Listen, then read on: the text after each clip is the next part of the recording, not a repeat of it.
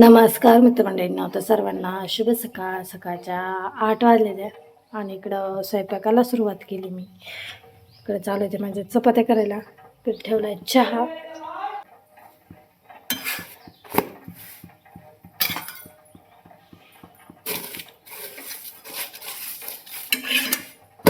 पटापटा कामं करायची. आणि आज आहे शिवमचा वाढदिवस. तर संध्याकाळी हॉस्टेलवर पण जायचं आहे आम्हाला. त्याच्यामुळं दिवसभर काय असतील तेवढी रानातले कामं करून घ्यायची आणि 4-5 वाजता जायचं हॉस्टेलला.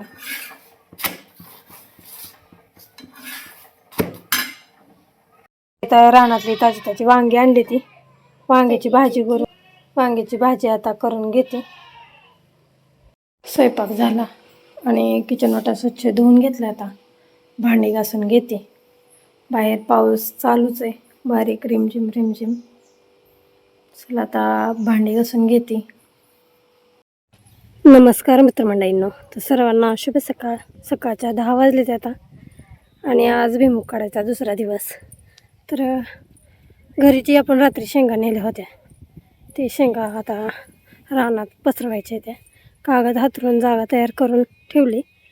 आता घरच्या शेंगा आणून इथं कागदावर पसरतोय म्हणजे चांगलं उन्हाच्या तडाख्यानं हे होतील, वाळतील.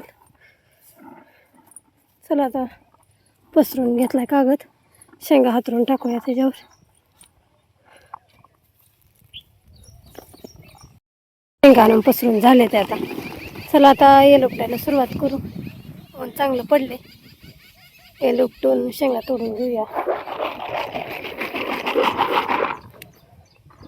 आणि वेल उपटला की त्याच्या खालच्या राहिलेल्या बरोबर एक शेंगा लगेच हातानं उकळून घेतली. ते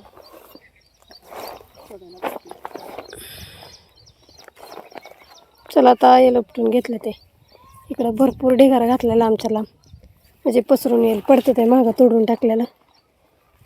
चला आता तोडून घेऊया. खालच्या पण लगेच गोळा करून घेतले. ते आज दुसरा दिवस आहे आपला शेंगा काढायचा. आता 1 वाजले.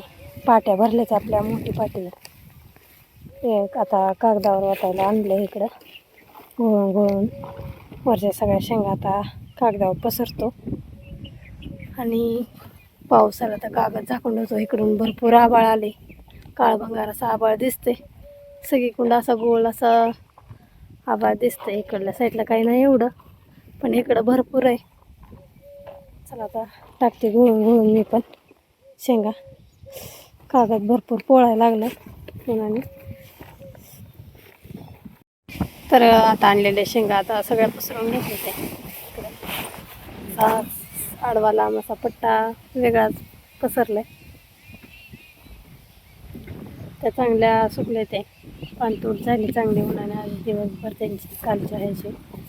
आणि आज आता इकडं दुसऱ्या पसरवून घेतले. ते चांगल्या अशा गोळून गोळून टाकले. ते माती भरपूर निघते गोळल्यावर.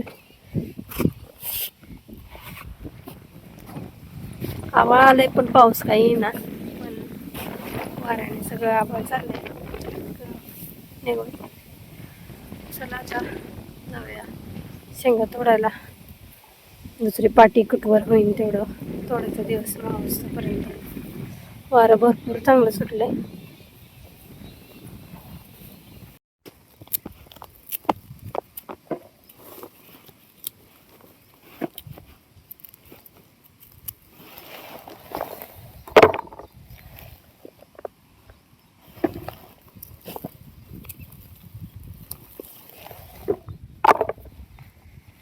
वरच्या 2:20 झालेली. ती पावसाची चिरचिर चालू झाली. शेंगा झाकून टाकल्या आता कागदाने. चांगली चिरचिर यायला लागली आता. आणि आता मी झाडाखाली बसलो आंब्याच्या. तर आता पाऊस काय थांबा नाही आणि आता आम्ही निघालो घरी. लय वेळ झालं वाट बघतोय, पाऊस थांबन पण नाही थांबत. सगळं आभाळ एक झाले, कुठं सुद्धा उघडायचं चिन्ह नाही पावसाचं. चला आता जाऊया घरी. उघडला तर येऊ, नाहीतर घरीच थांबूया. आलो आता आणि पाऊस अजून चालूच आहे. 3 वाजलेत. मुलं शाळेतनं येतील आता, तर मुलांसाठी आता इथं मसाला भात करते. मसाला भाताचं सगळं साहित्य काढून घेतलं आता. इथं कांदा चिरून घेते, बटाटा टोमॅटो चिरून घेते, मिरची. चला मग आता फोडणीचं भात टाकते. बाहेर पाऊस आणि घरात गरमागरम भात असा मसाले भात. तर चला करून घेते, मुलं येईस्तोपर्यंत होईल. मसाले भाताचं सगळं सामान चिरून घेतलं होतं, फोडणी दिली. आता पाण्याला उकळी आल्या तर थोडी तांदूळ धुवून टाकले तर त्यामध्ये.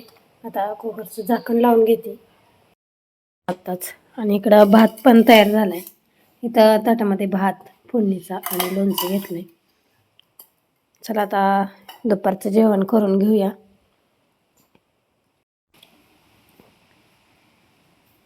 तर 5 वाजत आले, त्या पावसाची रिमझिम थांबली आणि आता चाललो आम्ही परत शेंगा उपटायला. हे आता झाकलेलं तसंच राखून ठेवायचं आणि आता खाली जातोय. थोडं थोडं करून येल उपटून शेंगा लगेच तोडून घेतो. पावसाने चांगली चिकचिक चिकचिक केली 1 तासाचं बरेच. तर आता संध्याकाळच्या 6 वाजले आणि शेंगा तोडायच्या बास केलं. पाऊस यायला लागला परत फिरून बारीक चिरचिर चिरचिर.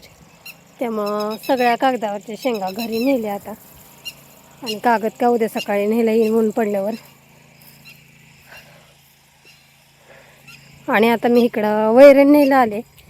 गुरांना येलाची वैरण नेली, भुईमुगाचं वेल नेले ते. आणि आता शेणला काय सकाळ वेल टाकलं होतं आणि त्यामुळे आता त्यांना गिनीगोल टाकायचं आहे.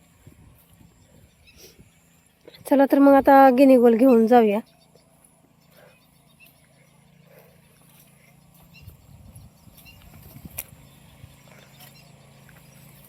आता वाजले त्या 6:30 आणि आपलं निम्याच्या पुढं सारं गेले ते उपटप.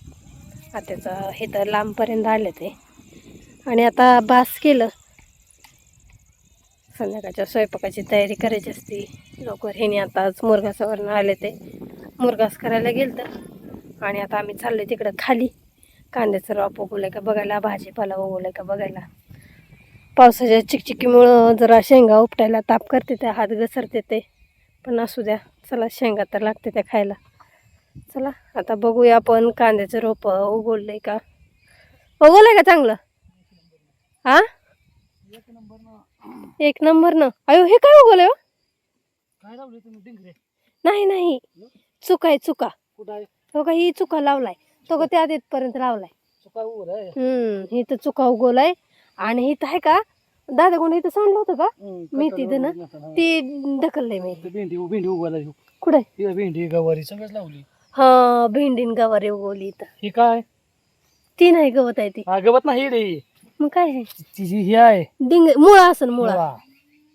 बघा इथं पण आहे आणि बघा इथं आहे मुळा आहे ती. मुळा. मुळा चांगला उगवलाय की मुळा पण. पाहिजे उगव तसं नाही नाही, बघा इथं आहे. मी ती भाजी उगवलाय उगवून ती. दिसते ना. तिकडं काय लावलंय तुम्ही? मेथीच टाकली की ती? ती मेथी निम्यापासून पहिली मेथी टाकलेली. ही भेंडी लावली ना ही ओळीला. हा, ह्या वळीला भेंडी आले. गवारी कुठल्या ओळी लावली? गवारी ह्या वळी लावली. उगवली उगवली गवारी उगवली. गवारी उगवली, भेंडी उगवली. आता फक्त धन तेवढं राहिले ते उगवायचं. धन आणि शेपा. शेपा पण राहिले उगवायचा हो. शेपा इथनं निम्यातनं खाली केलाय ना शेपा. नाही उगवला. कांद्याचं रोप चांगलं उगवलंय पण. हा, कांद्याचं रोप छान उगवलंय, दाट दडप जसं टाकलंय तसं उगवलंय. हा हा, एक सुद्धा बी नाही.